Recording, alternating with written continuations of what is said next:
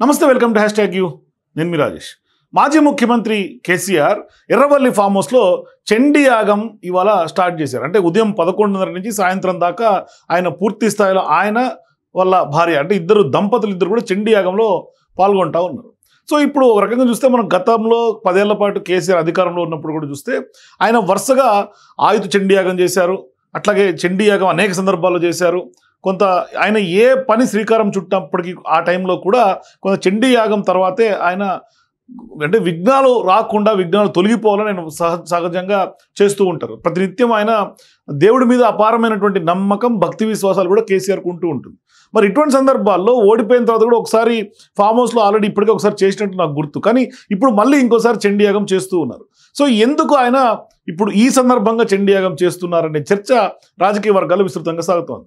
అయితే ఇక్కడ ప్రధానంగా బీఆర్ఎస్ పార్టీ గత కొంతకాలంగా కుదేలవుతోంది. మరోవైపు కొంత ఆటుపోట్లు ఎదుర్కొంటోంది. సక్సెస్ కూడా రానటువంటి సందర్భాలు అంటే పార్లమెంట్ ఎన్నికల నుంచి లేకుంటే అధికారం కోల్పోయినప్పటి నుంచి ఇవన్నీ వరుసగా చూసుకుంటూ పోతే మనకి కొంత బ్యాక్ స్టెప్స్ కనిపిస్తూ ఉన్నాయి. మరోవైపు ఇప్పుడు కుటుంబం కూడా చిన్న భిన్నమైనటువంటి పరిస్థితి. అంటే ఒకప్పుడు కల్వకుంట్ల కుటుంబం బీఆర్ఎస్ పార్టీ అంటే కొంత 3 పువ్వులు 6 కాయలుగా విరిసిలినటువంటి పార్టీ అయినా కుటుంబం అయినా ఇప్పుడు నిలువునా చీలిపోయినటువంటి పరిస్థితి. కూతుర్ని కూడా సస్పెండ్ చేయాల్సినటువంటి పరిస్థితి. మరోవైపు ఆమె రాజీనామా చేసినటువంటి నేపథ్యం. ఇవన్నీ మనం చూసుకుంటే కనుక కొంత అంటే టైం బ్యాడ్ అయ్యింది లేకపోతే టైం బ్యాడ్గా ఉంది అని ఆయన ఏమన్నా భావించినట్టుగా మనకు కనిపిస్తుంది. అందుకనే ఇప్పుడు ఆయన చండీ యాగం నిజంగా చేస్తూ ఉన్నారు. సో ఇప్పుడు చండీ యాగంలో అమ్మవారు సాక్షాత్కారం ఆయనకు లభిస్తుందా, విఘ్నాలు నిజంగానే తొలగిపోతాయి అంటే అది దైవాధీనం. అది మన చేతిలో లేదు, కేసీఆర్ చేతిలో కూడా లేదు.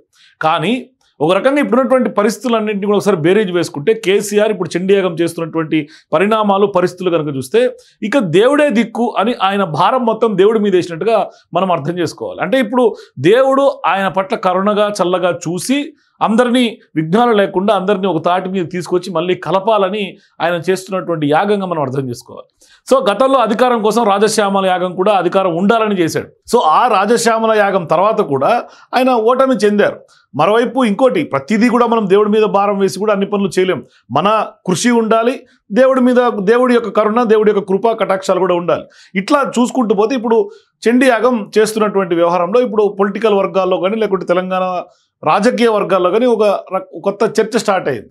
అంటే ఇప్పుడు ఆయన ఫామ్ హౌస్లో ఇవాళ ఉదయం 11:30 నుంచి సుదీర్ఘంగా సాయంత్రం దాకా చండీ యాగం చేస్తూ ఉన్నారు. మరోవైపు ఆయన మొదట గణపతి హోమంతో స్టార్ట్ చేసి చండీ యాగం దాకా నిర్వహించబోతున్నట్టుగా మనకు తెలుస్తోంది. అయితే ఇప్పుడు ఈ యాగానికి కావాల్సినటువంటి ఏర్పాట్లను ఇక్కడ స్థానికంగా ఫామ్ హౌస్లో సిద్ధం చేసిన తర్వాత 15 మంది ఋత్వికులు కేసీఆర్కి అత్యంత సన్నిహితులుగా ఉన్నటువంటి వాళ్ళందరూ కూడా హాజరవుతూ ఉన్నారు. సో ఇటువంటి సందర్భంలో ఇప్పుడు రాష్ట్రంలో నెలకొన్నటువంటి బీఆర్ఎస్ పరిస్థితులు, పార్టీ తలమునకలు అవుతున్నటువంటి నేపథ్యం. అయితే ఇక్కడ కొసమేరపు ఏంటంటే కవిత ఎపిసోడ్ తర్వాత ఇప్పుడు కవిత కానీ లేకుంటే హరీష్ రావు కానీ సంతోష్ రావు కానీ వీళ్ళ ముగ్గురు కలిసే పరిస్థితి లేదు. అంటే ఇప్పుడు వాళ్ళు లేకుండానే చండీ యాగం చేస్తున్నటువంటి నేపథ్యం. అంటే గతంలో అందరూ కలిసి యాగాలు చేసినటువంటి సందర్భం నుంచి ఇప్పుడు లేకుండానే హరీష్ రావు లండన్లో ఉన్నారు, కవిత ఇప్పటికే సస్పెండ్ అయ్యింది, రాజీనామా చేసింది, ఆమె అంటే కలిసే పరిస్థితిలో ఆమె లేదు. మరోవైపు రాష్ట్రంలో ఇప్పుడు కేసీఆర్ పరిస్థితి కూడా ఒకవైపు ఫోన్ ట్యాపింగ్, మరోవైపు కాళేశ్వరం విచారణ, మరోవైపు విద్యుత్ కొనుగోలు ఒప్పందంపై విచారణ, అట్లాగే ఈ కార్ రేస్కి సంబంధించినటువంటి వ్యవహారం. అంటే గతంలో జరిగినటువంటి అనేక అంశాలు, అవకతవకలన్నీ కూడా ఇప్పుడు రేవంత్ సర్కార్ ఎండగడుతున్నటువంటి నేపథ్యం. ఇప్పుడు విచారణ టైం లాగా మనం చెప్పుకోవాలంటే కేసీఆర్ కానీ బీఆర్ఎస్ పార్టీ అధినాయకత్వానికి విచారణ టైమ్స్ స్టార్ట్ అయినట్టుగా కనిపిస్తోంది.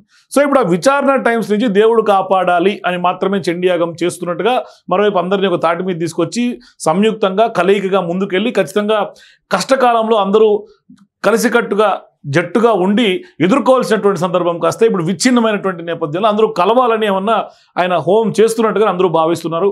మరి ఇప్పుడు ఆయన నిర్వహిస్తున్నటువంటి చండీ యాగం ఎంత మేర ఫలిస్తుంది, ఎంత మేర సత్ఫలితాలు ఇస్తుంది, దేవుడి కరుణ కటాక్షం ఎంత మేర కేసీఆర్ పైన, కల్వకుంట్ల కుటుంబం పైన ఉంటుంది.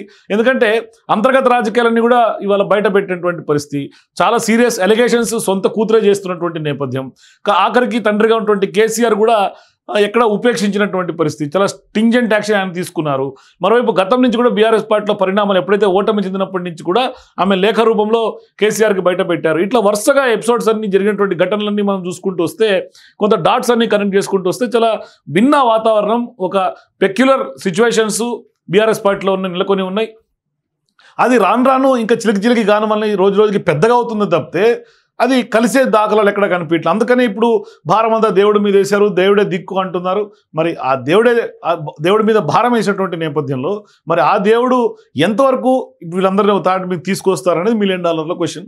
మరి కేసీఆర్ గారు అపారమైనటువంటి నమ్మకం చండీ యాగం మీద ఉంచి ఆయన చేస్తున్నటువంటి నేపథ్యంలో భవిష్యత్తులో కలవాలని మనం కూడా కోరుకుందాం. సో చూద్దాం ఏం జరగబోతుంది. సో మీరు కూడా మీ అభిప్రాయాలు కింద కామెంట్స్లో తెలియజేయండి. అట్లాగే చండీ యాగం కేసీఆర్ ఇప్పుడు ఎందుకు చేస్తున్నారు, మీ అభిప్రాయాన్ని సూటిగా కామెంట్స్లో తెలియజేయండి. For more videos please watch #.